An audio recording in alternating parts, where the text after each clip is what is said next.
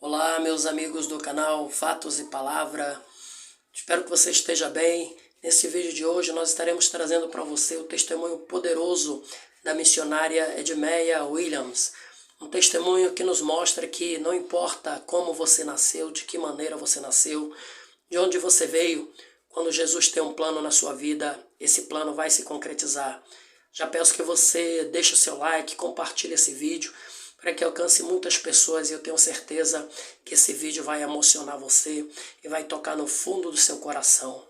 Então, vamos ao vídeo. Depois do casamento, porque fiquei viúva, graças a Deus, Deus tem me dado a graça de permanecer assim. Mas daí que o pecado não é só sexualidade pervertida e nem bebedices e glutonarias. Pecado é tudo aquilo que nos afasta de Deus. Então, para começar contando meu testemunho, eu tenho que dizer que o meu avô se chamava David Cornelius Williams. Ele nasceu em Freetown, capital de Serra Leoa, na costa ocidental da África. E quando ele estava já um rapaz, ele mudou, saiu da África e foi para a América do Sul, para a Guiana Inglesa. E lá na igreja anglicana, porque ele era anglicano lá na Serra Leoa, ele conheceu uma moça indiana de Madras, da Índia. E o nome dela era Manu Siksu. E dentro da igreja, ali eles se conheceram. Ela da Índia, do Oriente, ele da África. Eles casaram e tiveram 3 filhos. E naquela época, a Guiana Inglesa era a colônia da Inglaterra. E o caçula deles era meu pai. E como meu avô tinha uma posição, uma situação financeira mais ou menos, porque ele fabricava vinho e tinha açougue, então ele mandou os filhos para a Inglaterra para estudarem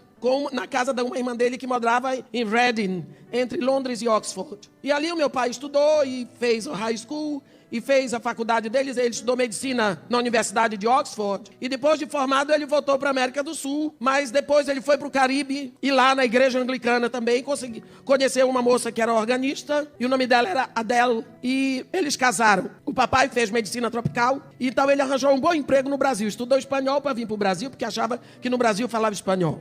E ele veio e então teve um emprego no SESP, Serviço Estadual de Saúde Pública, e foi parar em Santarém do Pará. E essa mulher dele, ela teve 4 filhos homens e depois teve 2 meninas. A família do meu pai era a única família negra da cidade, única. Eles eram estrangeiros, eles eram negros e eles eram protestantes. E meu pai caiu em adultério com uma mulher branca, irmã do padre, católica apostólica romana, presidente do apostolado da adoração, filha de Maria, tudo que você pode imaginar. Pensa a confusão. Ele casado, ela viúva. Ele negro, ela branca. Ele protestante, ela católica. Só que naquela época, na minha cidade, quando vinha um protestante no passeio, o católico atravessava para não passar perto. E quando meu pai estava adulterando com essa mulher, Deus viu o horror do pecado e pensou: já que vocês estão procurando, Edmeia, vem cá, você vai nessa. Me botou naquela confusão. Eu nasci dessa confusão. O meu pai engravidou a mulher e quem nasceu fui eu. Deus nos guardou a eternidade toda no seu coração, porque Ele nos escolheu em Cristo antes da fundação do mundo. Esperou a hora e disse: agora é você que vai. Pá, Deus é poderoso para dar conta desse pacote. Pode botar que Ele dá conta. Ninguém é vítima da sua história. Nós não temos passado, nós temos uma história. E ninguém é vítima, todos nós somos o mocinho da história. Na nossa história entram muitas fadas, madrinhas, entram muitas bruxas, mas nós somos o personagem principal. Quando o meu pai soube que tinha engravidado a irmã do padre, ele confessou para a esposa dele. Eu não sei o que foi que ela disse para ele, não deve ter sido bonita a história, mas eu sei que ela o perdoou. Vocês vão ver, essa mulher é o maior exemplo de cristianismo para mim depois de Jesus Cristo. Você vê o que uma vida cristã pode fazer num caos. Ela com 6 filhos e o marido, ela fora da pátria dela. O que é que vai acontecer? Porque ela agiu com o coração de Cristo. Ela perdoou o marido.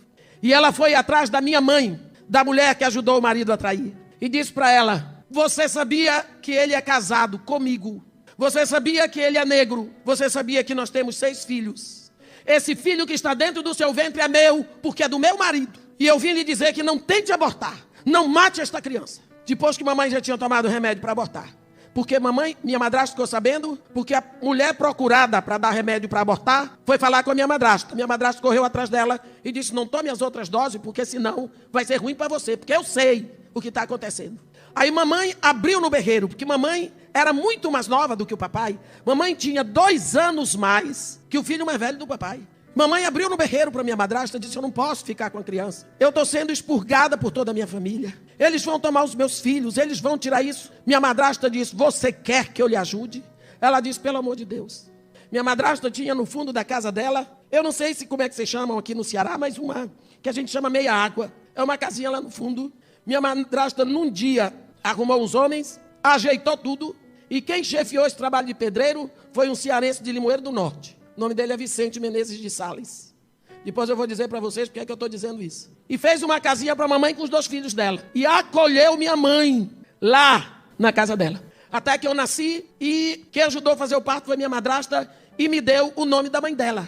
Bem, eu cresci ali, meio que com minha madrasta e com minha mãe, mais com minha madrasta, porque eu nasci na época dela ser avó. Ela me aceitou mais como neta do que como filha e se apaixonou por mim à primeira vista. E me amou. Depois de 2 anos, quando eu tinha 2 anos, mamãe casou com este cearense de Limoeiro do Norte, Vicente Menezes de Sales. E ali Deus estava me dando uma madrasta e um padrasto maravilhosos, um pai e uma mãe maravilhosos. Mamãe, depois de casada com esse cearense, teve mais 2 filhos. Então eu passei a ter 4 irmãos brancos e 6 irmãos negros. A mãe branca de Braga, em Portugal, olhos verdes, e meu padrasto também louro. E meu pai e minha madrasta negros. Meu pai era azul marinho. Então eu fiquei no meio. A família da mamãe me detestava, porque eu era o fruto do pecado, porque eu era a vergonha. Eu expus o comportamento da mulher, filha de Maria, eu apareci. E expus o pecado do doutor negro, protestante também, viu? Não dá para falar mal de ninguém. E aí, apesar de ter uma madrasta maravilhosa, um pai espetacular, uma mãe boa, um padrasto maravilhoso, eu cresci só. Porque de um lado eu tinha 4 irmãos brancos, eu tinha uma família branca, do outro eu tinha uma família negra, mas no meio eu era sozinha. Eu não tinha nenhum irmão por parte de pai e mãe. E aquilo, com tudo o que eu ouvia, desenvolveu em mim um sentimento de solidão muito grande, de prejuízo muito grande. Eu não me adaptava, mas o meu lado negro vigorou de tal forma que eu rejeitei completamente a família branca e assumi a família negra. Dentro da casa do meu pai só se falava inglês, dentro da casa da mamãe só português. Eu tinha que sair de manhã cedo para ir à missa, para poder voltar e para a casa do meu pai para ir para o culto. Era uma coisa doida, era uma coisa doida. Era uma criança levadíssima, inteligentíssima e com um complexo de inferioridade tão grande que eu procurava ser melhor do que os outros em tudo, para poder mostrar que eu não era ruim, porque lá dentro eu achava que era. E com isso eu criava problema. Quando eu tive 9 anos, minha mãe exigiu do meu pai, que meu pai queria me mandar para a Inglaterra ou para os Estados Unidos. Minha mãe disse que aceitava me mandar, mas só se fosse para ficar interna no colégio de freira no Brasil. Aí escolheram um colégio de freiras na Bahia.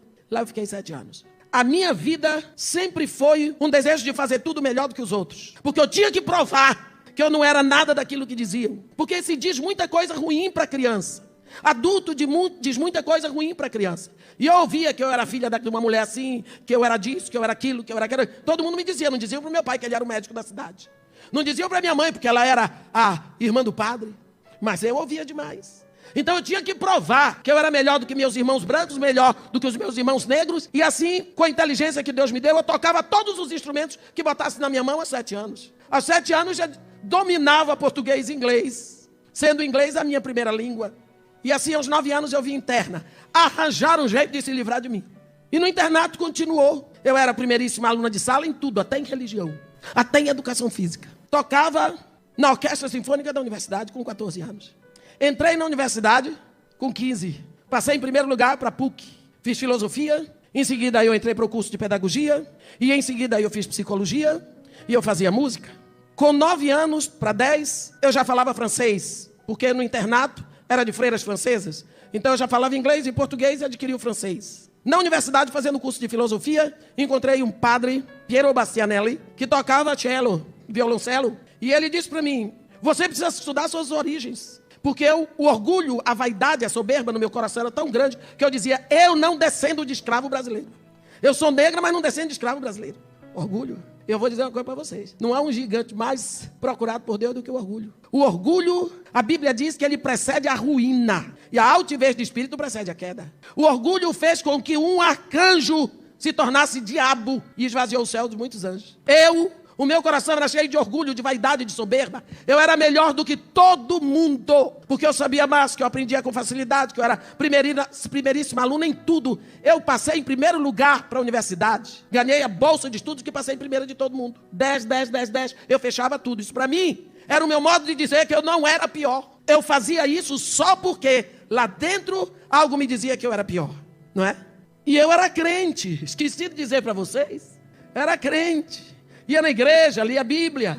Eu vim de uma família que dia de domingo só tinha sobremesa dia de domingo, na casa do meu pai. Se desse os versículos decorados que meu pai passou para aquela semana, recebia a sobremesa.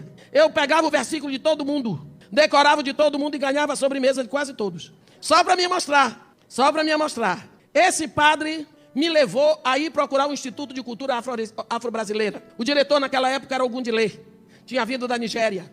E ali eu fiz 5 anos no Instituto de Cultura Afro-Brasileira ou Afro-Oriental para estudar língua e cultura. Estudei Yorubá, cultura, deuses, túmulos e heróis negros. E fui ser aprendiz de feiticeiro, porque eu estudei em todos os candomblés da Bahia. Eu tinha que ir para aprender todos os ritos. Olha onde eu fui parar.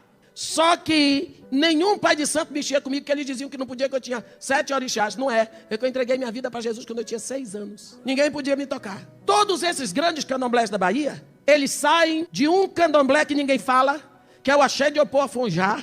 E todos os grandes candomblés pegam o DK, que é o diploma, de lá. Procópio de Ogunjá, Senhora do Baixão, Menininha do Gantuá, Zé do Mocotó, todos esses vêm do Axé de Opoafonjá. Então ninguém vai me ensinar sobre feitiçaria, porque eu sei. O ocultismo entrou na minha vida, que eu fui me interessar por ocultismo. Eu estudei espiritismo até o fundo. Foi nessa época que eu fui aprender italiano na Associação Cultural Dante Alighieri, e em seguida passei a dar aula de italiano lá. Porque eu fui estudar italiano só para ler Ugo Spirito, Pietro Baldi, Peter Grilli, para ler no original, porque não tinha tradução em português. Eu fui ler os clássicos e os kings de Confúcio. Eu fui ler Lao Tse. Eu entrei no espiritismo. Eu estudei. O pessoal que fala Allan Kardec é o fusquinha do espiritismo, é nada. Fui fundo. Quando eu cheguei no Iraque, que é o berço da feitiçaria, por causa da civilização caínica, primeira coisa que eu quis, eu quero ir num garruá. E fui. Garruá em árabe se chama café. Mas é um café assim, quando você chega para lerem a sua sorte, eles te dão uma xicrinha bem pequenininha com um café dentro. Aí você bebe aquele café e emborca a xícara no pires. E aí, quando chega na hora de ler, você entrega para o homem levanta a sua xícara e diz seu futuro ali. Então, para você ver como minha cabeça estava cheia de coisas. Quando eu saí do Brasil, eu dei o último concerto no Teatro Carlos Gomes de Vitória do Espírito Santo. Eu era pianista. Eu sou formado em música pela Universidade Federal da Bahia. E pós-graduada por Sorbonne. Então, eu queria mais, eu tinha que aparecer. Quando eu estava com 18 anos, eu tive meu primeiro carro. Era um carro manguia. E aquilo para mim era uma coisa fora do comum. Porque poucas moças podiam ter um carro manguia, mas eu tinha que ter tudo melhor, né? Eu dava aula na Associação Cultural Dante Alighieri, da Casa da Itália. Eu fazia 2 universidades, fora música. E eu me vestia muito bem, porque o papai tinha uma certa condição. Eu não precisava pagar nada, meu dinheiro era só para gastar comigo. E eu era altamente vaidosa. Você pode imaginar que uma pessoa vaidosa? Eu era. Foi naquela época que apareceu a história do Black is Beautiful. Conhece aquela música que surgiu ontem na Rua do Ouvidor? Quantos brancos horríveis eu vi. Eu quero um homem de cor, um deus negro do sul ou daqui. E descobriram que a mulata podia ser linda. E eu era a mulata que mais aparecia. Porque eu dava aula na universidade. Eu dava aula de história da filosofia e dava aula de psicologia geral. Na universidade aos 18 anos. E eu dava aula na Casa de Itália, na Associação Cultural Dante Alighieri. Aí me cercearam para concurso de Miss Bahia. Deus é muito bom que não encontraram em mim beleza para ser Miss Bahia. Mas eu fiquei em 2º lugar. E a primeira que ganhou, Maria Olívia Cavalcante, foi Miss Brasil. Aos 19 anos, eu marquei o homem com o qual eu queria casar. Porque homem, para eu casar, tinha que saber música, saber línguas, ter título universitário e ser negro. Pense, um negro para ter título universitário, para saber música, para saber línguas e ter condição de lidar com uma mulher como eu era boa demais, gente. Eu era boa demais. Não tinha homem que me merecesse, não olhava assim. Vá se achar, vá se catar. Vocês não sabem que inferno é esse. E Deus estava olhando para mim. Deus estava olhando para mim. Quando eu tinha 4 anos de idade, eu tive uma enfermidade que ninguém se salvava dela. Eu me lembro do papai me carregar no colo e dizer: Deus, o Senhor me deu com tanta dor. O que eu tinha que aprender aqui, eu acho que já aprendi. Mas agora pelo teu sangue eu te peço, deixa viver. E minha madrasta olhou para ele e disse para ele: Martin, como vai ser? E ele disse para ela: se não morrer, vai ser profeta. Se não morrer, vai ser profeta. E aos 19 anos eu encontrei o homem que eu queria. Negro, tocava violino, falava inglês, francês e alemão, engenheiro da Petrobras. Tudo em cima, lindo. Primeiro dan de karatê, bicampeão brasileiro de corrida olímpica, vaidoso, perdido que nem eu, super orgulhoso, igualzinho as cobras andam aos pares. Me apaixonei. Pedi permissão a Deus há muito tempo que Deus não fazia parte da minha agenda. Como que eu ia pedir permissão a Deus? Nem Deus, nem minha família ia dar permissão para casar, quanto mais Deus. Mas eu queria casar com ele, porque ele tinha tudo o que eu queria no homem. Era o homem que eu amava, apaixonei. Assim, arriei os 4 pneus e o step também. Ele era lindo, lindo, lindo. E ele apaixonou por mim também. Aí precisava casar. Nenhum pastor evangélico ia fazer meu casamento, porque nenhum é tão doido. Aliás, hoje com dinheiro ainda se consegue. Mas naquela época, os pastores sérios não faziam isso. Ele era católico, daquele que nunca vai na igreja. E agora como é que a gente vai casar? Nós fomos no padre. E o padre disse, tem que trazer a certidão de batismo e a de crisma. Cadê que eu tinha? E meu marido tinha, pelo menos isso. Ele foi sincero. Aí mandei ele mandar do Rio, que ele era carioca, nós estávamos em Salvador. Certidão de batismo e crisma, ela mandou. E eu tinha uma amiga que não conseguia entrar na universidade, não passava em vestibular. E eu chamei e disse para ela, olha, eu tenho uma proposta para fazer para você. Eu vou fazer o vestibular com o seu nome, você passa. Mas você vai batizar e crismar com o meu nome, para eu poder casar. Tudo arrumado nessa cabeça aqui. Ela tirou uma outra carteira de identidade, naquela época não vinha plastificada. Trocou a foto comigo, eu fui lá, fiz. Ela já aposentou como diretora de uma escola, vestibular de pedagogia. E eu casei com o meu nome e a foto dela. E eu tirei a certidão, ela batizou e crismou com o meu nome. E foi assim que eu casei. Casei no dia 24 de dezembro. E no dia 24 de manhã eu mandei convite para o meu pai. E para minha mãe, e para todo mundo, porque eu não queria que ninguém viesse. Como é que eles iam me ver casando na igreja católica, gente? Você vê da onde que eu venho, por isso que eu estou dizendo. Testemunho não é só de quem foi prostituto, ladrão, drogado. Foi tudo muito bonito. O marido tinha dinheiro, ele era engenheiro da Petrobras. Uma vida muito farta, muito boa. Ele me proibiu de trabalhar, mas ele dava conta de tudo. E assim nós fomos caminhando. Veio o primeiro filho, veio o segundo filho. Nós morávamos, lógico, no melhor bairro de Salvador, porque tudo para mim tinha que ser o melhor. E para ele também. Senão não prestava. Os dois, soberba igual. E quando foi um dia, ele disse para mim, Petrobras me convidou para ir abrir o campo de petróleo em Vitória. O que é que você acha? Eu disse, vamos para Vitória. Chegou lá, primeiro ele ficou indo e vindo. Quando nós chegamos em Vitória, dali a pouco, problema. O prefeito, o governador do Espírito Santo não permitiu que a Petrobras construísse o porto de navios petroleiros. O governador naquela época era Elcio Álvares, porque já tinha o porto de Tubarão da Vale do Rio Doce. Aí a Petrobras teve que ir para Macaé Campos, Rio. E o trabalho em Vitória ficou assim. Um dia ele ligou para mim e disse para mim, Dimé, eu tenho um negócio novo para lhe falar. Eu estou doido para chegar a hora de ir para casa, mas eu não estou aguentando. Vem aqui. Me arrumei e fui lá na Petrobras, no gabinete dele. Ele disse, eu quero que você pense. Eu acabei de receber um convite da Petrobras Internacional para ser o gerente de apoio da Petrobras Internacional no Iraque. É um posto muito alto, muito bom para a minha carreira. Nós vamos ter um salário no Brasil, na moeda brasileira. Vamos ter outro salário igual em dólar na França. E vamos ter outro salário igual em dinar lá no Iraque. Eu disse, escola para as crianças. Vão estudar na escola internacional em inglês. Vão dominar o inglês. E você vai poder aprender árabe. E as crianças e eu também. Eu disse para ele, eu topo. Ele disse, pensa primeiro, porque a vida lá não é fácil. Eu disse, eu quero. Eu disse, o que não tem por lá eu vou ler. Eu sei, não tem festa para a gente ir. Não, mas nada disso a gente faz, porque nós não íamos mesmo.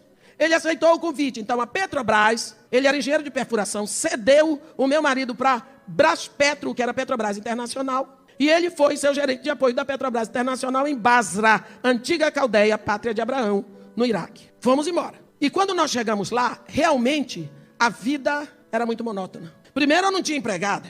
E eu não sabia como era viver sem empregada. Hoje eu sei.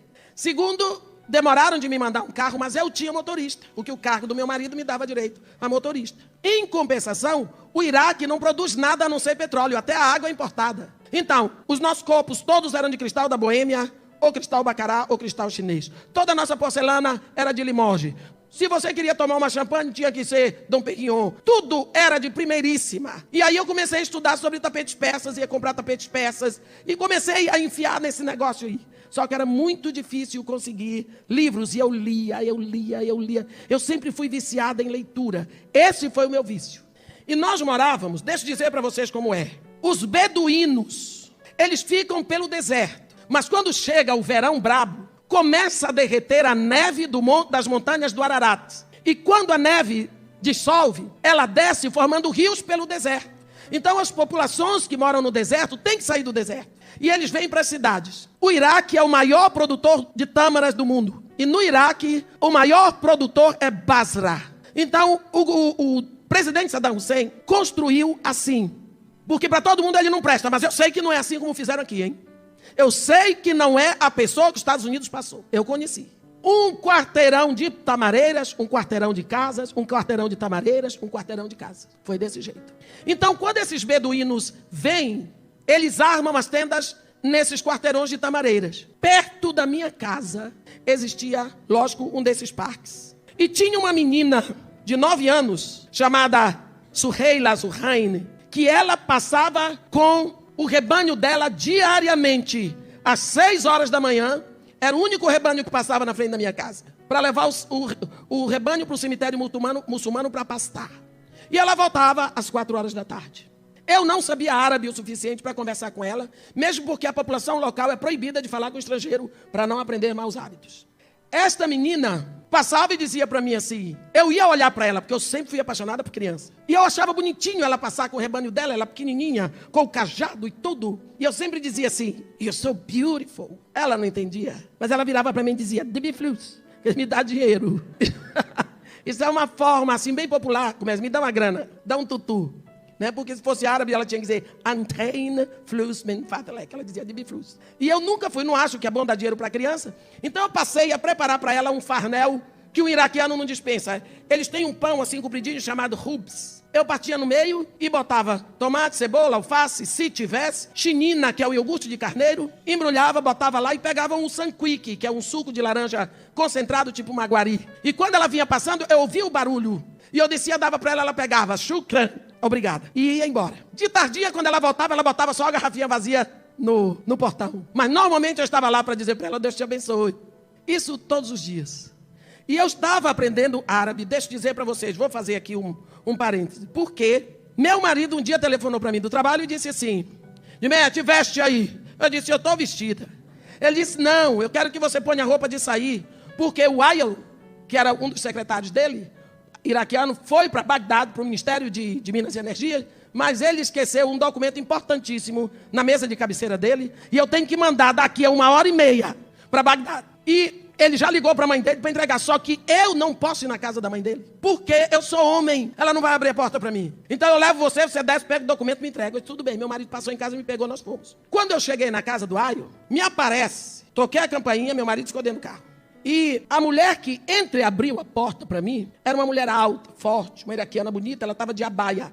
Abaia é aquele manto que elas usam assim caindo. Eu disse para ela, bom dia. Ela ficou me olhando. Eu disse, good morning. Good morning. Ela ficou olhando para mim. Eu, lá no meu inconsciente, não sei porquê, deu uma impressão que ela era freira. Porque eu fui criado em colégio de freira. E quando a gente cumprimentava uma freira, a gente tinha que descer, que a freira não levantava a mão, não. Eu tinha que descer até a mão dela para beijar a mão. Então eu passei a mão na mão da mulher e desci, e o máximo que eu consegui foi beijar o pulso. Aí eu disse para ela, escuta que vocês vão ver o que é cultura. Eu disse para ela, eu vim buscar o documento, eu sou esposa do engenheiro-chefe do seu filho, ele já falou com a senhora, para a senhora mandar o documento, ela me entregou, me despedi dela, fui embora. No outro dia, meu marido liga para mim, você é doida! Eu disse, não, que eu saiba, quem tem que saber é você. Você criou uma confusão na casa do Ayo. Eu disse, eu, menino, você não viu que eu fui lá e não saí da porta? A mãe dele arranjou uma confusão, eu disse, então fala com ela, ué. Eu vou aí agora. Chega ele lá em casa com o Ayo. Ayo, todo festivo, eu disse, o que foi que aconteceu? Minha mãe está preparando um grande jantar para você e para toda a família. Eu disse, mas por quê? Por causa do que você fez. Eu não sabia o que eu tinha feito. Sabe o que foi que aconteceu? Eu tinha beijado no pulso da mulher. E isso lá é uma linguagem. A gente aqui não entende linguagem de beijo. Lá, beijo na mão é uma coisa, no pulso é outra, no ombro é outra, na testa é outra, no cabelo é outra. Cada beijo é uma declaração. Quando aquela moça de Cantares diz, beija-me com os beijos de tua boca, ela não está falando de beijo de língua, não. Ela está dizendo, eu quero toda a tua atenção voltada para mim. Porque quando eu beijo na boca de uma pessoa, eu fico de frente para ele. Então toda a atenção, os olhos, o nariz, o centro do cérebro, tudo voltado. Eu quero ser o foco da tua atenção. É só isso. O povo não sabe, fica achando que Cantares é um livro pornográfico. Porque a senhora beijou no pulso dela. Você sabe o que significa beijar no pulso? Eu disse para ela, eu me coloco debaixo do seu punho, da sua responsabilidade, da sua autoridade. O que a senhora mandar eu faço. Tome conta de mim. A mulher levou a sério. Foi uma bênção. A única estrangeira que já fez um curso de história da Mesopotâmia no Iraque sou eu, porque ela abriu as portas. A mulher me levou para conhecer profundamente toda a cultura de lá, eu não sabia que Deus levantou aquela situação para eu aprender, para depois poder pregar com autoridade. Deus estava me preparando. Ela me levou ao paraíso terrestre. Ela me contou toda a história de Utnapishtim, que é Noé. Aprendi tudo na universidade. Toda a história do fértil crescente. Tudo. Então, eu comecei a aprender árabe por causa dessa mulher. O meu relacionamento com os iraquianos era com essa família e com a Suheila, essa pastorinha. Um dia, eu estava... Minha casa tinha 3 andares, que era uma casa para 3 famílias. Mas como brasileiro só tem uma, então eu tinha que ficar naquele casarão. Por causa do status de chefia do meu marido, tinha que ser uma casa daquela. Eu estava no 3º andar, eu fechava tudo para não entrar poeira, porque a gente não usava. Nós não usávamos. Eram mais ou menos umas 11 horas da manhã. Eu ouvi um barulho de rebanho. Eu sabia que quando terminasse o derretimento da neve do Ararat, a água secava no deserto e esses beduínos teriam que voltar para o deserto, porque o sal teria aflorado e eles iam colher o sal e vender o sal. Por causa do dilúvio, isso é a certeza do dilúvio naquela área. Então, quando eu ouvi o barulho daquele rebanho, o único rebanho que passava na porta da minha casa era o de Suheila. Aí meu coração fez assim, pronto, minha pastorinha vai embora. Agora eu estou sozinha mesmo. Aí eu olhei pela janela, quando eu vi que era ela que vinha vindo, eu dei um grito, Suheila! E ela parou. E quando a pastora para, o rebanho para. Aí eu desci com tudo, eu fui lá. E eu dizia para ela, foi o que aconteceu? Porque você está indo embora. Não é hora de voltar, o que foi que aconteceu? Usando o melhor árabe, porque eu falo árabe, nós vai, nós vem. Não sei a língua. Aí, e ela com a cabecinha abaixo, toda embrulhada assim.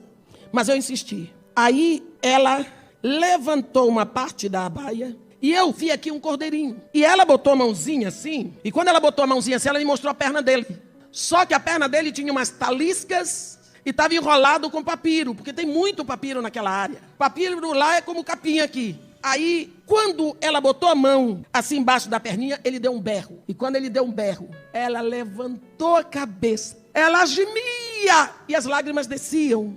Ela gemia a dor do cordeirinho. Naquela hora, eu ouvi a voz do meu pastor, que tinha falado comigo quando eu tinha 12 anos de idade. Quando eu tinha 12 anos de idade, eu tive uma visão. Eu estava no Convento da Soledade fazendo curso de órgão de tubo, quando Deus abriu para mim uma situação. E eu vi assim um monte de pedras, e atrás das pedras parece que tinha um mar, por causa do barulho de ondas que eu ouvia. E em cima da pedra tinham 2 pés de homem, ou um par de pés de homens. Homem mesmo, aquele pezão com um buraco no meio inchado. Daqui para cima eu não podia olhar, porque era uma luz tão forte. Mas não era uma luz como a nossa, era uma luz azulada. E o vento batia naquela roupa e levava pedaços de luz. E a voz que falava comigo dizia, tu és minha, eu te enviarei a várias nações. E através da palavra que eu colocar na tua boca, muitos me conhecerão e virão a mim.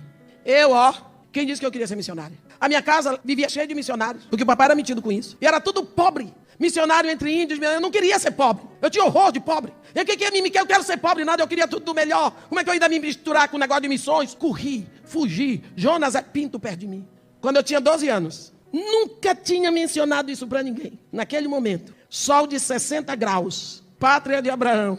A menininha deu aquele gemido, enquanto o cordeirinho, a ovelhinha gemeu. As lágrimas caindo no rosto e eu ali perplexo. Eu ouvi a mesma voz. Eu sou o teu pastor. Eu estou sofrendo a tua dor. A dor da tua perna quebrada. Me deixa cuidar de ti. Eu sabia do que se tratava. Mesma voz. Tudo voltou. Eu estava numa época péssima da minha vida, quase entrando numa depressão. O piano que meu marido tinha comprado para mim, um piano Yamaha, ficou preso na fronteira. Se acabou lá debaixo de chuva que não podia entrar no Iraque. Livro não se encontrava. Eu passava o dia todo sem saber o que fazer. Quando aparecia um livro era pornográfico, eu não gostava. Eu sei que saí dali. Eu sei que Suheila foi para casa, porque no outro dia ela voltou com o rebanhozinho dela. Eu sei que eu fui andando, mas eu dei conta de mim quando eu estava na sala. Depois de muitos anos de joelhos, chorando e dizendo, a oração que eu fiz foi, Senhor, se eu ainda presto para alguma coisa, me tira daqui do Iraque. Me leva de volta para o Brasil porque eu vou te servir. Eu me rendo agora. Meu marido ainda tinha que ficar 3 anos no Iraque, mas no dia 20, isso foi em julho. 22 de setembro começou a guerra Irã-Iraque. No 4º dia de bombardeio fugimos para o Kuwait. Fiquei 6 meses no Kuwait. Meu marido ficou no Iraque porque tinham que ficar 4 gerentes, senão o Iraque interrompia o fornecimento de petróleo para o Brasil. Depois eu vim para Itália, França, Brasil. Minha primeira aquisição foi uma Bíblia. E eu procurei a igreja que eu conheci o Evangelho. Eu só conheci o Evangelho em língua inglesa. Então eu procurei Christ Church, que é uma igreja anglicana. Meu pai era anglicano, minha madrasta anglicana. Todos meus ancestrais. E comecei a frequentar ali. E comecei a comer a palavra de Deus. Todo o gosto que eu tinha por leitura se voltou para a palavra de Deus. Todo. Comecei a comer a palavra, o Espírito começou a revelar, a abrir a palavra para mim. Eu lia a Bíblia toda numa semana. Todinha de Gênesis e Apocalipse. Eu sei livros da Bíblia de cor. Capítulos inteiros. Porque eu fui estudar. O que eu prego, eu não prego porque o Espírito Santo diz a ela, o Espírito Santo diz. Mas ele diz diante do que eu já aprendi. Porque o Espírito Santo vem para nos lembrar. Se eu não botei para dentro, ele não vai me lembrar coisa nenhuma. Então, se você vai pregar sem saber a Bíblia, você pode receber de Deus ou pode receber do diabo. E foi aí, então, nós viemos para o Rio, quando chegamos no Brasil. Ainda fiquei 3 meses morando no Luxor Continental, no Leme, até que meu marido veio e comprou um apartamento para nós, fez a reforma. Nós fomos morar ali em Copacabana. E minha vida começou a mudar. Porque agora eu era convertida e meu marido não era. Então agora eu vou começar a pagar um preço por ter abandonado o Senhor. Quando você vem para Jesus, as coisas não significam que vão ficar mais fáceis. Significa que você vai ter poder para vencer as dificuldades. Mas não vai ficar. Aí meu marido começou a mostrar o outro lado dele. Porque ele não tinha casado com uma crente. Não tinha, não. Por que agora eu tinha que mudar no meio do caminho? Não. Ele se levantou contra. O que eu consegui foi que eu fosse à igreja 2 vezes por semana, 2 vezes por mês, e fosse para Búzios, para a casa de praia 2 vezes por mês. Por causa dos meus filhos que exigiram. Foi difícil. Minha Bíblia era guardada dentro do freezer, porque ele não abria freezer. Ele saía de casa e eu começava a ler a Bíblia. Antes dele chegar, eu guardava a Bíblia de novo. Uma vez eu comi o capítulo 4 de Filipenses, porque eu tinha uma Bíblia pequena que eu pegava em folhas, porque se ele chegasse eu dava descarga ou comia. Isso não é uma coisa fácil, não. Eu estava pagando um preço pela mentira, pela desobediência, pela soberba, pelo afastamento de Deus. Ele começou a ficar agressivo. Ele estava certo? Estava. Ele não casou com aquela outra mulher, ele casou com a outra que não tinha Deus, que só pensava em festas, em joias, em desfiles, em cinema e essas coisas todas do mundo. Ele casou com uma mulher mundana, ele não casou com uma filha de Deus. Por que agora eu tinha que mudar? E agora eu fui pagar o preço de orar pela conversão do marido. Eu vou dizer para vocês, quando eu vejo uma mulher dizer, estou orando pela conversão do meu marido, eu me arrepio porque eu sei o que é. Um dia ele me empurrou, me chutou da cama, porque eu estava sonhando e eu falei, Senhor Jesus, eu te amo. Acordei no chão. Eu estava indo para Singapura. Antes, na véspera, eu passei na reunião de oração que a gente tinha, e lá eu fiz a entrega do coração do meu marido. Eu disse, Deus, eu te peço, eu estou te entregando o coração do meu marido para tu fazeres uma obra. De forma que quando eu volte de Singapura, ele seja um homem diferente. Para que nós possamos te servir como uma família completa. Segundo dia que eu estava em Singapura, recebi a notícia que Deus tinha feito uma obra no coração do meu marido. Ele teve um infarto. Deus fez a obra. Um infarto violentíssimo. O sobrinho do meu marido, que é médico cardiologista, disse que nunca se viu na medicina uma coisa daquela. O coração explodiu. Só que antes disso, a minha igreja, a igreja anglicana, fica ali na Real Grandeza e você olha, vê o Cristo Redentor e vê o Morro Dona Marta. E eu metida do jeito que era. Fui para uma igreja lá no Rio de Janeiro, onde você anda, você está perto de favela. E era um domingo chuvoso. Daquele domingo mais frio do Rio de Janeiro, onde começa aquela garoazinha. Acabou o culto termina 12:30. Meu marido ia conosco, porque para ele era o social. Ali na igreja anglicana só tem o cônsul do Canadá, o cônsul da Irlanda, o cônsul daqui, o cônsul de lá, o diretor da Shell, da Atlantic, da ESSO. Só tem gente assim. Então ele ficava no meio daquele povo, daqueles homens. E tudo em língua inglesa. Então o lado social é esse, vaidoso. E quando chegou na hora de sair, nós tínhamos o hábito de todo domingo comer em restaurante. E quem escolhia o restaurante eram os meninos. Eles estavam sentados no banco de trás. Meu marido tinha naquela época um Puma GTB e um Puma conversível. Ele estava com um Puma GTB, bacanão, tudo mais. E quando nós íamos nos encaminhando para o portão, ele disse para os meninos, vocês escolham qual restaurante que vão. Porque se eu chegar no sinal da Voluntários da Pátria, vocês não tiverem decidido, quem vai decidir sou eu. E os meninos estavam brigando porque o menino queria ir para a churrascaria do Copacabana Palace. E a menina queria ir para a Majórica, porque lá na Majórica se reuniam a maioria das colegas dela. Mas o menino queria ir para a churrascaria do Copacabana Palace, porque era perto lá de casa. Ele comia logo e ia lá para casa para jogar totó com os amigos. Só que quando o porteiro abriu o portão, porque lá tem segurança, tem esse negócio, que nós saímos, aqui no passeio, tinha uma menina mais ou menos de 5 anos, ou 6, negra. Eu me lembro que o pé dela era maior do que a sandália havaiana. Toda úmida, naquele frio assim, com uma caixinha na mão. Eu não sei até hoje se ela vendia bis ou chiclete. E ela ofereceu. Quando ela se aproximou para oferecer, meu marido passou com tudo na poça de lama e deu um banho na menina. Ali foi o divisor de águas da minha vida. Eu não sei se aquela menina existiu ou foi um anjo que Deus botou ali. Porque aquilo foi um choque tão grande. Aquilo me arrebentou por dentro. Eu senti tanta vergonha de dizer que eu sou cristã, que eu sou gente. que eu sou uma mulher? Como é que se passa em cima de uma poça d'água um banho de lama numa criança que já estava úmida, que estava vendendo alguma coisa enquanto os meus filhos discutiam para ver qual o restaurante? A menina não sabia nem se ia ter comida aquele dia. Aquilo para mim fez um quadro de horror na minha cabeça que estragou o dia todo. Eu não parava de pensar. No outro dia levei meu menino no colégio, fui na igreja, perguntei para o seu João, o senhor se lembra que ontem tinha uma menina aqui? Ele disse, lembro. De onde é aquela menina? Ele estendeu o braço assim e disse, daqui. Eu nunca tinha olhado, que do lado direito da minha igreja tinha uma favela, Morro Dona Marta. Aí eu olhei para ali, entrei na igreja, sentei, acho que eu fiquei umas 10 horas, não foi, mas ali. E eu disse assim, Senhor, eu estou entregando a minha vida agora. Nunca eu falei tão sério com o Senhor. O Senhor tem um propósito na minha vida para essa favela. O Senhor me fez negra misturada com branco, como eles são. Eu pareço muito mais com eles do que com todo o povo dessa igreja. Eu vou ser bem aceita lá. Eu quero lhe pedir que o Senhor me dê esse morro. Eu estou entregando a minha vida agora.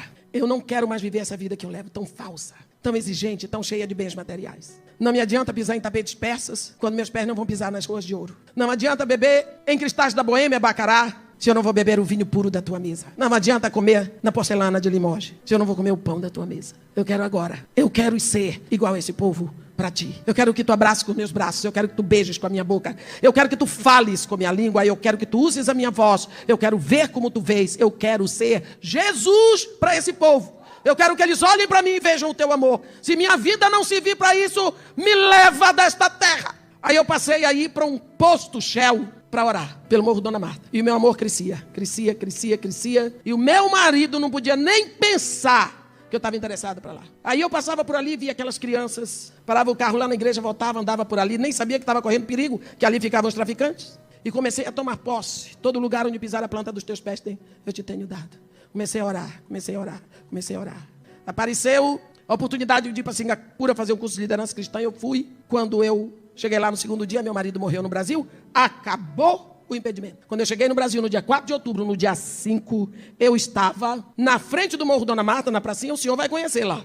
A minha estratégia estava toda pronta, com um jarro de maracujá, uma caixa de sanduíche de queijo, um violão na mão, sentada na praça como uma louca. E aquelas crianças, no início eu fiquei com medo, porque eles podiam me fazer mal. O que você está fazendo aí? Eu disse, estou cantando. Sim, mas para quê? Porque eu gosto de cantar. O que é que tem aqui? Eu digo, é suco. Para quê? Para quem quiser cantar comigo. Ah, eles riam e corriam. Isso aqui é sanduíche para quem cantar comigo. Daqui a pouco, mas como é que a gente vai cantar se não sabe? Eu digo, eu ensino. Então ensina aí. Aí eu comecei. A alegria do Senhor, a nossa força é. Cantaram, bateram palma. Eu disse, agora vamos lanchar. Fiz a oração, lanchamos. Vieram outros, eles disseram, não, vocês não cantaram. E eu ainda tinha muita coisa, eles querem cantar, queremos. Cantamos de novo, dei para todo mundo. Ei, quando é que a senhora vem de novo? Eu digo, amanhã. Olha, eu fui fazendo minha congregação da pracinha. Quando foi um dia, faltou um menino, Rodrigo. Era Rodrigo, Renata e Rogério. Rodrigo não veio, o Rodrigo é que tocava o pandeiro. Eu já tinha pandeiro, eu já tinha reco-reco, eu já tinha tudo. Mas eu estava ali pedindo a Deus a chance de subir a favela. Eu não podia subir a favela, não tinha nada a fazer lá dentro. Eu ia morrer. Porque subir a favela naquela época era fácil, descer é que é o problema. Então eu pedindo a Deus e orando e jejuando para eu subir. Eu queria entrar na favela, era o meu lugar. Faltou o Rogério, eu disse, mas cadê o Rogério? O Rodrigo. Aí o Rogério disse assim, ele está em casa com febre, problema de garganta. Eu disse, quem está cuidando dele? Ninguém, mamãe foi trabalhar. Eu disse, poxa, mas a gente não podia então lá fazer. A senhora vai? Eu disse, vou. Um pegou a caixa de sanduíche, outro pegou o violão, outro pegou a coisa e eles foram me levando. Eu subi o Morro Dona Marta, levada pelas crianças, vendo a mão de Deus operando, chorando de emoção. Parece que eu estava subindo as escadas do Palácio de Buckingham. Me levaram, eu nunca tinha ido a uma favela. Me levaram, eu fui ver o que era um cubículo onde moravam aquelas crianças tão alegres. Sem exigir nada, sem acusar a Deus, sem acusar a sociedade, crescendo na miséria, no descaso, no abandono. Do lado do gabinete do prefeito, no coração do Rio de Janeiro, de Botafogo, Zona Sul. Eu cheguei ali, eu disse, Deus, o que é isso? O que é isso? Eu pedi para o Rogério descer, ele comprou remédio, dei para o menino, comemos ali. No outro dia marquei com os meninos e disse, vocês vão me buscar lá embaixo? Vamos. Passei a me encontrar com eles debaixo de uma jaqueira. Quando foi um dia, Deus falou comigo em 2 de Reis 4. Quando o filho da Sulamita morre, e ela vai a Josué, e ela vai a Eliseu, e ele manda Geazi levar o bordão dele, bota sobre o menino. Enquanto ele está indo com a Sunamita, Geazi vem e disse, ei, o menino não acordou não, toma o bordão. Aí ele vai, sobe, fecha a porta, ora, debruça sobre o menino, depois levanta, debruça de novo e o menino ressuscitou. Ali Deus me falou, bordão de profeta não leva vida a ninguém. Ou o profeta se faz um com eles, se mistura com eles, assim como eu dei um corpo ao meu filho, que comeu com vocês, pecadores, chorou com vocês misturou com vocês e morreu nas mãos de vocês. Aí eu peguei e fui para o meu pastor e disse, pastor, tem que comprar um barraco no Morro Dona Marta. Quase ele me matou. Que agora eu estava exagerando, que onde já se viu. Eu só sei que eu acabei comprando com $2.000 que alguém da Inglaterra mandou para mim. Aí o dinheiro foi chegando, o barraco caiu, o dinheiro foi chegando. E nós fomos construindo e hoje eu tenho a casa de Maria e Marta. A visão que Deus me deu para a casa de Maria e Marta, eu entrei lá em 1990, quando o Morro Dona Marta era a favela mais violenta do Rio. Ela é pequena, a mais violenta do Rio e tinha a maior concentração de centros de macumba. As mães, na maioria, são mães solteiras. E quando elas têm o bebê, elas põem o bebê na creche, vão trabalhar, de tardinha elas pegam. Só que quando a criança faz 5 anos, ela não pode mais ficar na creche. Então ela ia ficar solta para ser aviãozinho, para entrar na escola da bandidagem. Então Deus me mostrou essa brecha, eu passei a pegar crianças quando saem da creche. Então a mãe passa de manhã, deixa na casa de Maria e Marta. Oramos, tomam um café. O café é leite com Nescau, pão com margarina. Se tiver dinheiro, é requeijão. Às vezes, se tem um pouco mais, bota uma geleia. Mas o básico que tem sempre é o pão com margarina. E o pão é feito lá, porque eu não tenho dinheiro para comprar pão todos os dias. As crianças comem muito, graças a Deus. Então, o pão que tem lá, ele já tem açúcar, ele já tem boa farinha de trigo, ele tem ovos, ele tem leite. E aí, quem vai para a escola de manhã, desce. Quem não vai, vai para a sala de aula. São 3 salas de aula. Tem professoras, eles vão começar a fazer os deveres. A professora vai explicando, tirando as dificuldades. Enquanto eles estão nas salas, eles são tirados aos poucos para computação, ensino religioso, dança, canto, aconselhamento, para tudo isso. Quando é 11h30, nós começamos a servir o almoço. Eles almoçam, tomam a sobremesa, descem para o colégio, é o tempo de lavar os pratos que os outros vêm para fazer a mesma coisa. 4 horas, nós servimos o lanchão, eles estão prontos já para sair. Os que estavam na escola às 5 horas vêm, se quiserem lanchar, podem lanchar. Com esse trabalho, que todo o objetivo dele é só plantar Jesus no coração dessas crianças. Só plantar Jesus no coração de criança. Porque Jesus foi plantado no meu coração quando eu tinha 6 anos, floresceu na hora certa. Eu acredito nisso. Nunca perdemos uma criança para os bandidos nem para a prostituição. O Morro Dona Marta, em 2002, acabou o último centro de macumba. Em 2004, glória a Deus, glória a Deus. Em 2004, o Morro Dona Marta foi retirado da lista das favelas violentas. Em 2008, o Morro Dona Marta foi eleito o modelo para todas as favelas do Rio. O censo levantado lá mostrou que tem 83% de evangélicos na população. Eu sabia que Deus ia fazer uma obra, mas eu não sabia que Deus ia me deixar viver para ver. Mas Ele me deu esse presente. O Morro Dona Marta foi o primeiro morro onde foi instalada a polícia. A polícia entrou lá, eu estava lá na hora, sem dar um tiro, sem uma gota de sangue. Única coisa é que quando o policial foi tirar uma das máquinas de caça-níquel, a pistola dele estourou no calcanhar dele. Eu estava a menos de 1 metro de distância dele. Agora, você vê a diferença que Jesus Cristo faz. A diferença que Jesus Cristo faz. Como que eu consegui tudo isso? Dando comida, cuidando deles, me interessando pela vida deles, principalmente dando amor. Aquelas crianças, elas não têm quem diga, você é bonito, eu te amo, passa a mão na cabeça, abraça. Minhas crianças vivem agarradas comigo. Eu digo para eles, está vendo esse peitão aqui da tia? Esse peito grande aqui é propaganda enganosa, não tem leite. É só para vocês baterem a cabeça. E quantas vezes eles voltam depois que já saíram de lá, estão fazendo faculdade? Tia, eu vim buscar um abraço. Vim buscar um abraço. Se vocês soubessem quantas coisas eu já passei ali. Eu já fui imprensada na parede contra 5 metralhadoras. Meu nome sempre encabeçou lista de extermínio. Nunca eu tive ajuda do governo. Nunca. Nem de entidade nenhuma. O pessoal me vê viajar muito para o Reino Unido, Canadá, Estados Unidos, Bélgica, França. Pensa que eu trago... Não. Quer que eu diga uma coisa para vocês? Eu estou falando na presença do Deus Todo-Poderoso, Criador dos céus e da terra, e na presença da Assembleia dos Santos de Deus. Eu voltei este mês do Canadá sem trazer um tostão. E até a minha passagem fui eu que paguei.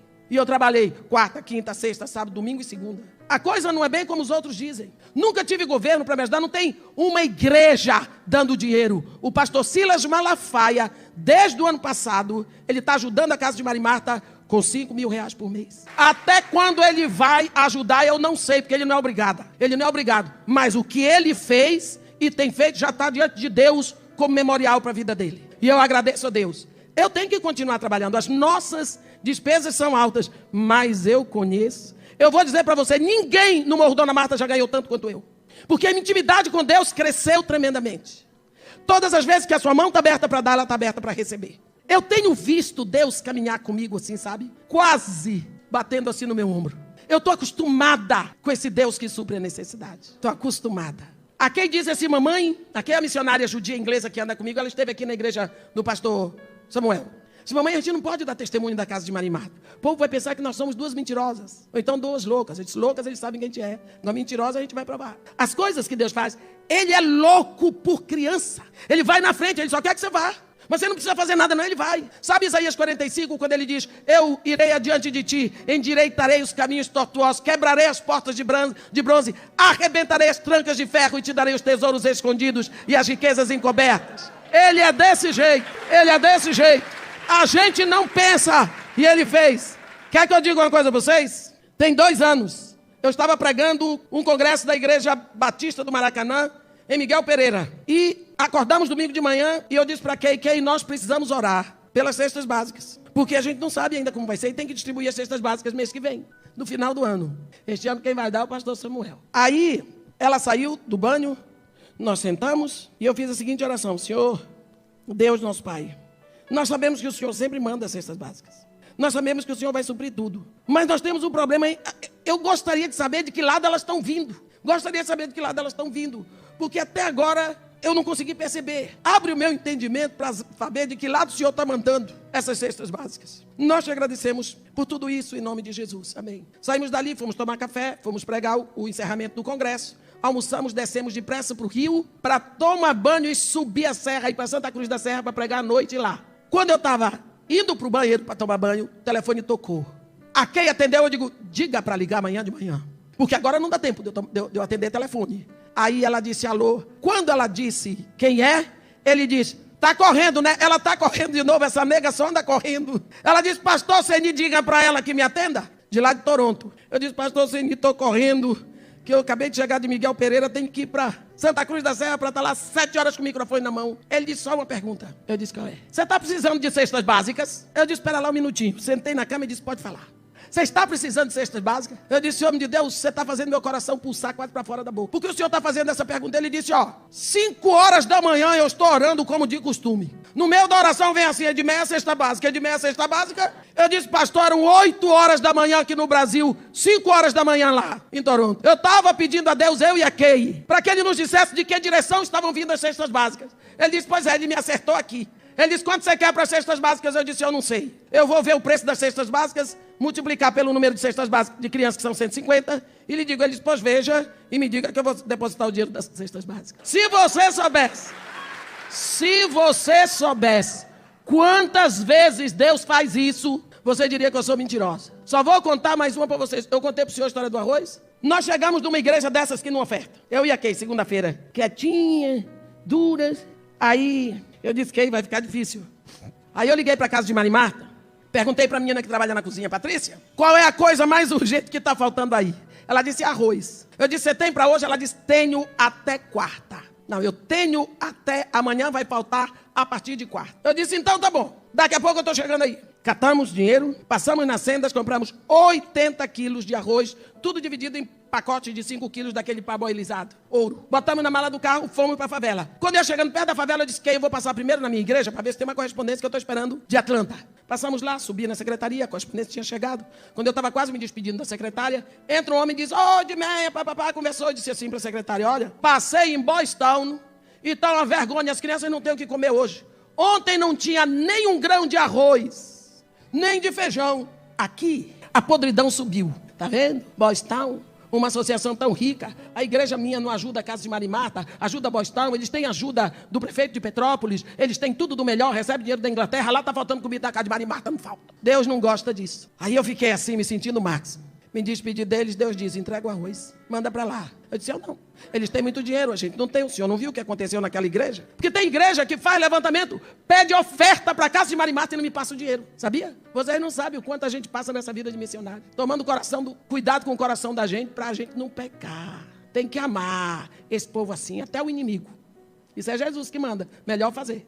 Aí, andei para o carro, entrego o arroz. Fui lá no carro, enfiei a chave. Sentei. Aqui entrou no carro. E eu disse, Kay. Ela disse, mamãe, dá o arroz. Porque Deus, quando fala com um, fala com o outro. Por isso que Jesus mandou os discípulos de 2 em 2. Eu dei uma ré no carro. Tiramos o saco de arroz. Eu disse, está aqui para mandar para Boys. Não, que é isso? Para mandar para Boys Town. Saí dali, fui para o Morro Dona Marta. Agora eu não tinha nem arroz, nem dinheiro. Cheguei lá, a menina disse, ué, mas cadê o arroz? Eu disse, o arroz vem amanhã. Quando eu estou lá, eu tenho uma irmã que mora comigo, por parte de mãe. Ela foi freira, mas deixou o convento, ela já se aposentou. E ela é aquela católica nominal, que tem horror de evangélico, e bebe. E eu não a tinha visto de manhã quando cheguei. Daqui a pouco toco o telefone na casa de Maria Marta. A Kay atendeu e disse, mamãe, é para a senhora, tia Graci. Eu liguei, ela disse, Edith, tu és doida. Edith, sou eu. Eu disse, bem, descobriu agora por quê? Por que tu deixaste este bando de saco de arroz aqui na porta de entrada da cozinha? Eu disse, que saco de arroz, menina? Tá tudo aqui. Eu disse, então deixa aí. Quando eu voltar, eu vejo. Saí do telefone dando gargalhada. A Kay disse, que foi? Eu disse, acho que a Graci exagerou na bebida ontem à noite. Ela está vendo saco de arroz na porta da cozinha. Passou. Quando chegamos em casa, estavam lá 80 quilos de arroz parboilizado, ouro, nas mesmas sacolas. Primeira coisa que eu pensei, a igreja devolveu. Liguei para a igreja, não, já subiu para Bostão. Oramos, agradecemos a Deus. Botei dentro do carro. Terça-feira de manhã cheguei lá com arroz. Toda terça-feira à noite eu pregava na primeira igreja batista de Ipanema. Voltei para casa à noite, fui pregar. Quem não foi comigo? Quando eu voltei de lá, 10 e pouco, o porteiro disse assim, irmã, isso aqui é para botar no carro? Eu disse, por quê? Ou a senhora vai levar lá para cima? Eu disse, que é isso? Ele disse, para que aqueles 2 homens ali entregaram para a senhora. Eu olhei, não tinha homem nenhum. Fui na portaria, não vi homem nenhum. O que é? Arroz. 80 quilos de arroz iguaizinhos, parboilizado, ouro. Pedi para o porteiro chamar a Kay. A Kay chegou e disse, Kay, aqui, ó. Vieram trazer para nós. Kay, o que é isso, mãe? Disse, arroz? Choramos, agradecemos a Deus. E eu disse para o porteiro botar na mala do carro. Quarta-feira de manhã, foram mais 80 quilos de arroz por causa de Maria Marta. Quinta-feira de tarde, toda quinta-feira de tarde, eu pregava numa igreja, Assembleia de Deus, do pastor Benedito Tubino. Esse homem não dava dinheiro nem para pagar o ônibus que eu ia. Gravava minhas mensagens para vender. Mas como a mensagem não é minha, qual é o direito que eu tenho a royalties em cima da palavra que Paulo escreveu? Então não dá para ficar cobrando dos outros nada disso não. Tá boa? Manda para frente. Quer gravar CD? Grava e manda para frente, contanto que dê. Quando eu vou subindo para pregar 3 horas da tarde, oi mãe de Mé, chega aqui um minutinho. Eu disse, que foi, pastor? Não é a senhora que tem um projeto no Morro Dona Marta? Eu disse, é. Pois é, hoje de manhã me lembrei disso, comprei aqui isso aqui para levar arroz. Ouro parboilizado. Telefonei para o meu filho, ele passou lá, pegamos o arroz, levamos. Enquanto eu estou vindo buscar, indo para casa levar o arroz, liga uma senhora chamada Elci, da Igreja Presbiteriana da Gávea. Ela era a líder da SAF. SAF é a Sociedade Auxiliadora Feminina. Irmã, nós temos aqui um negócio para a senhora vir buscar, para a casa de Maria Marta. Eu disse o que? Ela disse, tem arroz. Eu fui em casa, peguei o carro, fui lá, tinha arroz, tinha feijão, tinha leite, tinha farinha de trigo. A SAF da Gávea passou 2 anos dando arroz para a casa de Maria Marta. Eu já desci do Morro Dona Marta, que nem a pantera cor-de-rosa quando vem de uma briga, porque eu não tinha um tostão para pagar os pedreiros, era R$262. E eu ia na igreja pedir emprestado um madeirite, que eu vi lá, dentro da garagem do pastor. Quando eu cheguei lá, que eu procurei o pastor, sem saber como eu ia pagar os pedreiros, porque eu não tinha, eu estava orando, e sabia que Deus ia mandar o dinheiro, mas era o dia. Quando eu chamei o pastor, ele pegou e disse, pastor, eu queria tanto falar com o senhor. Ele disse, queria. Aí ele botava e tirava um negócio no bolso, que de longe eu descobri que era um cheque, porque cheque eu conheço de longe. Botava e tirava, e meu olho ia assim. Eu disse, o que é isso, pastor? Ele disse, 2 homens, de novo, são os 2 homens, esses 2 homens estão sempre, que passaram ali por você, ninguém tinha passado. Eles me deram esse cheque, que era para eu dar para a primeira pessoa que me procurasse, que tivesse trabalho com criança pobre na favela. Só faltou dizer, o seu nome é seu. R$162, do Banco Real, que dava quase esquina com a igreja. Fui lá, troquei o dinheiro, voltei rindo, depois que eu disse, mas eu não olhei nem para ver o nome do homem que assinou o cheque. Não precisa. A minha vida é assim. A minha vida tem sido assim. Um dia eu estava indo pregar um congresso em Sri Lanka. E quando eu cheguei em Paris, chique, né? Chiquérrimo. Estourou a guerra no Golfo. E agora? O avião que teria que ir para Oman, agora não podia passar no Golfo de Oman, teria que dar a volta pela Califórnia. E eu lá, primeira noite, nos mandaram para o São Paulo, para o Saint-Jacques, um hotel chiquérrimo da Air France. Volta no outro dia, todo mundo de manhã. No terceiro dia, eu já estava sem trocar de roupa, agoniada. E o congresso que começou um dia antes. Aí eu sentei numa chaise longa e fiquei lá, esperando que anunciassem alguma coisa do voo da gente. E dormi. Penso que é isso, dormi. Daqui a pouco vem um homem negro, lindo, cabelos grisalhos. Aquele, você sabe que é um homem lindo? Para mim, para ser lindo, tem que ser negro. Ainda tem isso. Aí ele tocou no meu braço, olhou no meu rosto e disse, Edmeia, é você? Eu disse, sou eu. Ele disse, o seu avião vai sair agora. Peguei as coisas depressa, cadê ele? Ele disse, vem comigo. E eu disse assim para ele, o senhor também vai? Ele disse, eu vou. Entrei no avião. Cadê o homem? Não sei. Eu e a Kay voltávamos de Araruama. Furou o pneu do carro com chuva. Num lugar breu. Eu disse, Kay, minha filha, enquanto você ora, eu vou trocar o pneu do carro, a gente não pode ficar aqui. Lá vem andando 3 homens, eu digo, pronto. Senhor Jesus, é com o senhor. Depressa vestir toda a armadura de Deus, aquela oração agoniada. Aí eles disseram, algum problema? Eu disse, não, eu preciso trocar o pneu do carro. Ele disse, não precisa descer porque está chovendo. Nós já estamos molhados. Abra a mala do carro. Eu abri, eles tiraram, suspenderam, trocaram o pneu todinho. E disseram assim, um deles disse assim, o pneu está bom, não precisa parar em borracheiro. Vá direto para casa, amanhã você conserta. Boa noite. Eu disse, e o preço? Ele disse, vá para casa. Eu disse, Kay não cobrou nada. A Kay estava chorando, porque a Kay tem visão aberta. Virei o motor do carro, cadê os homens? Isso acontece conosco o tempo todo. Todo. Você precisa crer que Ele não nos deixou sozinhos. Ele diz, eu estarei contigo todos os dias, até a consumação do século. Agora, se você está procurando servir esse Senhor, você pode confiar nele. Mas se você está com seu coração em outras coisas, você vai se decepcionar muito no ministério. E assim, para completar, meu pai morreu, minha mãe morreu, meu padrasto morreu. Ficou só a minha velhinha, minha madrasta. Louca por mim e eu por ela. Ela morreu no ano de completar 100 anos. Ela chamava Jesus meu amigo. Eu disse para ela, para o ano, dia 4 de dezembro, a gente está aqui festejando seu centenário. Ela disse, não senhora. Meu amigo me disse que vai me levar no ano de eu completar 100 anos. Porque eu disse para ele, estou cansado de ficar aqui. E ele me prometeu que no ano de eu completar 100 anos, ele vai me levar. Conte 9 meses para trás, que foi o período de gestação, e você vai saber quando é que ele vai me levar. Sempre conheci Jesus com o título de o meu amigo. Ela morreu conversando comigo no telefone. Morreu em março, no mês que ela fez 100 anos de gerada. Hoje, sendo eu a caçula, eu tenho um irmão mais velho de 86 anos. Outro dia, a minha irmã ligou para mim e disse para mim, Edi, ela tem 70 anos. Nós estávamos hoje aqui, 3 irmãos, glorificando a Deus pelo teu nascimento. Como é que Deus faz as coisas de uma forma que a gente não pode entender? Edi, o que seria de nós se tu não tivesses nascido? Mas eu nasci do adultério do pai dela com a minha mãe. O que seria de nós, que sou eu que estou tomando conta deles? De 2 em 2 meses eu vou a Santarém do Pará. Todas as contas deles, tudo estão comigo. O que seria de nós se tu não tivesse nascido, minha irmã? Embora tudo acontecesse para acabar com a nossa família, Deus transformou toda essa situação. E eu disse para ela, porque dentro dessa situação havia uma mulher cristã verdadeira, que foi a minha madrasta. Essa mulher perdoou, essa mulher amou a outra que a traiu e que queria o marido dela. Essa mulher amou a criança que nasceu como resultado dessa traição. Essa mulher expressou o amor de Cristo toda a vida dela. E hoje, todas as vezes que eu vou falar de perdão, de amor cristão, o nome dela surge como memorial, porque foi o maior exemplo de amor cristão que eu vi em toda a minha vida. Minha madrasta, que Deus a abençoe. Eu digo para vocês que meu testemunho é esse. A casa de Maria Marta surgiu por causa disso. Eu não sei até quando Deus vai me deixar aqui para cuidar da casa de Maria Marta, mas enquanto Deus me der vida, saúde, força e vigor, coragem, eu vou continuar. O trabalho é de Deus, Deus supre através do meu trabalho. E assim, Deus nos abençoe.